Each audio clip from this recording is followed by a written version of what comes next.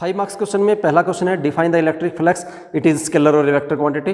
Flux की definition आपको पता है और ध्यान रखना फ्लक्स जो होता है एक स्केलर क्वांटिटी है।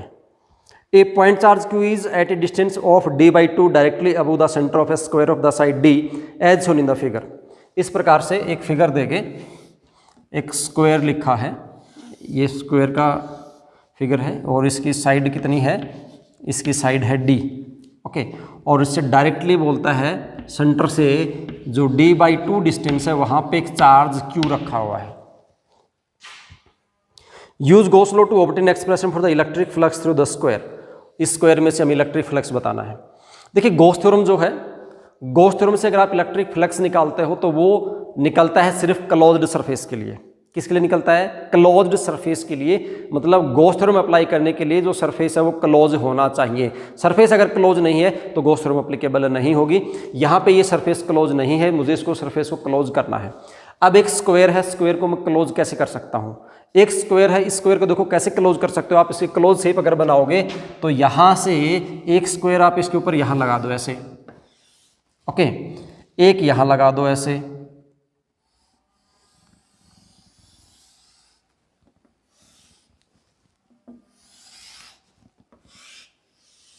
और आप देखोगे कि ऐसे करके ये क्यूब बन जाता है।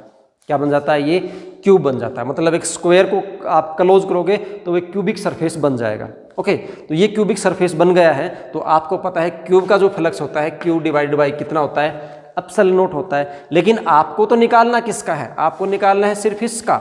ये देखिए ये वही क्वेश्चन है जो पहले आप कर चुके हो। पीछे क्वेश्चन आपके पास आया था कि क्यूब के एक फेस का फ्लक्स बताइए, आपको सिर्फ अब इसी का फ्लक्स बताना है। तो क्यू डिवाइड बाई कितना हो जाएगा? 6 एप्सिलॉन नॉट। फिर इसी क्वेश्चन में आगे बोला गया है if the point charge is now moved to a distance d, इस पॉइंट चार्ज को d/2 से कहां पे मूव कर दिया? d पे कर दिया। From the centre of the square and the side of the square is doubled, her side को क्या कर दिया? 2d कर दिया। Explain how electric flux will be affected. इस क्वेश्चन का जवाब भी हम 1 मार्क्स क्वेश्चन में दे चुके हैं, क्योंकि अगर जब तक चार्ज फिक्स है तो शेप इसकी साइज आप बदलेंगे उससे कोई फर्क नहीं पड़ने वाला, क्योंकि flux Q by epsilon not होता है। यहाँ पे हमने इसकी साइज को इंक्रीज किया है, जो चार्ज है उसके मैग्नीट्यूड में कोई चेंज नहीं किया है। तो हम आंसर लिखेंगे there is no change in the electric flux because flux does not depend upon the shape and size of the surface for a given charge. तो गिवन चार्ज के लिए कोई इसमें चेंज नहीं होने वाला है। नेक्स्ट क्वेश्चन देखते हैं।